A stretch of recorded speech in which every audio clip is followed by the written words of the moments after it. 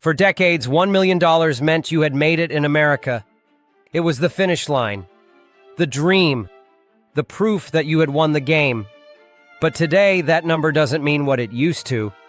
In fact, in many parts of America, $1 million no longer makes you rich. It barely makes you secure. This is the uncomfortable truth most people don't want to hear.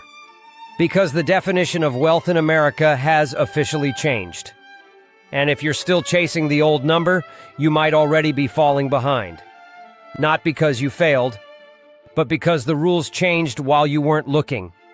For years, Americans were taught one simple formula: work hard, save diligently, reach $1 million, and freedom would follow. But then something happened. Inflation quietly rewrote the math.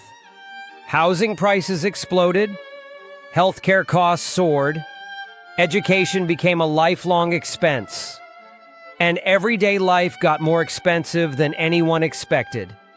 Suddenly, the dream started to feel heavier. People did everything right.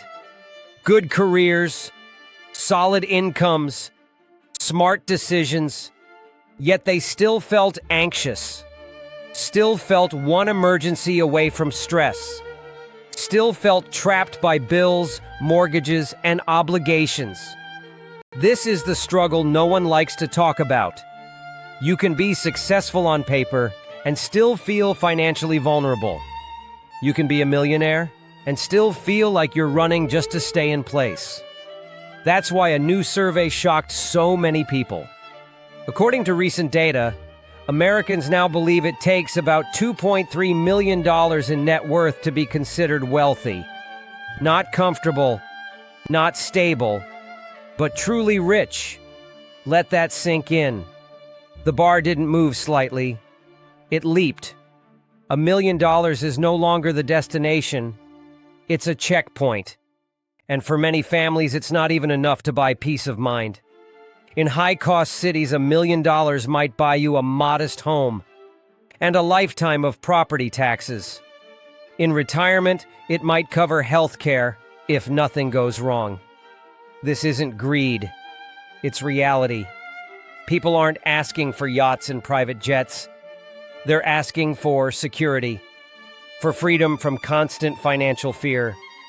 And that's where the breakthrough begins. Because this moment forces a powerful realization. Wealth was never just about a number. It was about what that number could do for your life. And today, money has a different job than it did 30 years ago.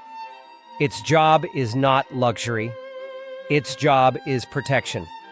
Protection from inflation. Protection from uncertainty. Protection from losing control over your time.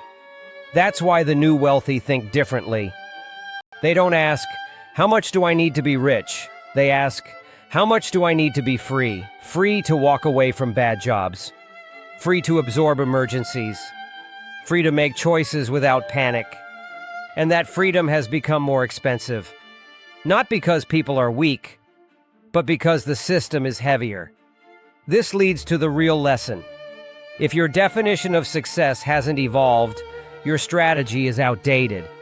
Chasing a single number is dangerous because inflation doesn't care about your goals.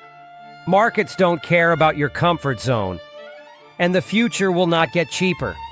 Real wealth today is built on adaptability, multiple income streams, assets that grow faster than inflation, and a mindset focused on long-term resilience, not short-term status. The goal is not to look rich.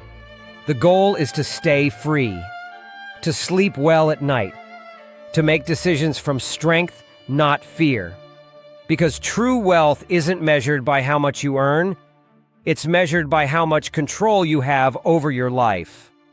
And here's the call to action. Stop chasing yesterday's definition of success. Start building tomorrow's version of freedom. Reevaluate your goals. Upgrade your financial thinking. And ask yourself the only question that matters now. If the rules have changed, are you still playing the old game?